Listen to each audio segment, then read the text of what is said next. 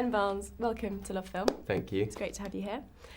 So Prince Caspian Yes. picks up the second story. Can you tell us a bit about where we are now? Yes, well, it's over 1,000 years later from The Lion, the Witch and the Wardrobe, and the evil Telmarine race has taken over the land, and the magic has kind of been sucked out of the land.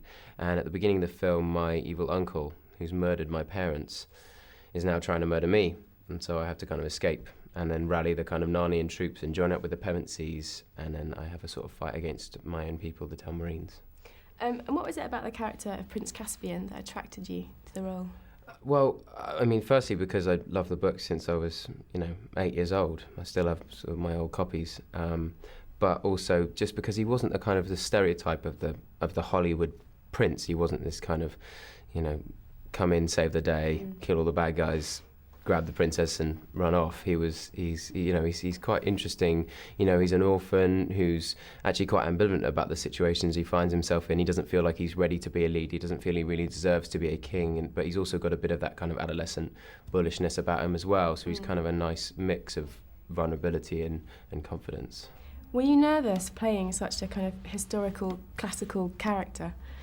Yeah, I think probably most of the pressure came from myself, from wanting it to be kind of faithful, at least in tone to the books, but also because it's on such a huge scale. I'd seen the first film and sort of know what a big deal it was, what a big stir it caused, and obviously being the major thing that was, one of the major things that was different between the two films, there was always going to be some pressure, I think. What was it like your first day on set when you finally kind of get there and realise, shit, I'm actually in a proper massive film now? Yeah, my very first day of actual filming, I walked on set and the first AD on the set said, "This is Ben Barnes, please don't look him directly in the eyes, do not stand within 6 feet of him, okay?" And still, like several days later, there were still crew members coming up going, "Mr. Barnes, I was just wondering if you could, just sit over here," and so that was kind of great, but it was kind of ironic because I was obviously the most intimidated person on the whole set.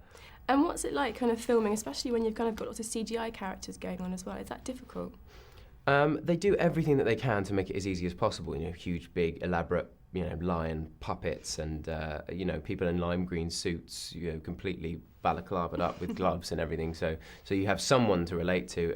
If you're doing a character like Reepicheep the mouse, if you're talking to a character that small, sometimes you just have to talk to a little stick with a tennis ball or a orange piece of tape, for an eye line, and somebody's delivering you the lines from 20 feet over in this direction. And you're trying to, still talk forward, so you have to kind of try and suspend your disbelief a little bit. And ultimately, what do you hope that people take away from watching? Well, I hope that each person would take something different away, honestly, because I've seen it a couple of times now, and it's different things that jump out at you each time. Sometimes it's the kind of historical or political context. Sometimes it's just the big good versus evil conflict. Sometimes it's the relationships between the characters. Sometimes it's the humour. So I'm hoping everyone will get something different out of it, really. Ben, it's been a pleasure talking to you. Thank you very much.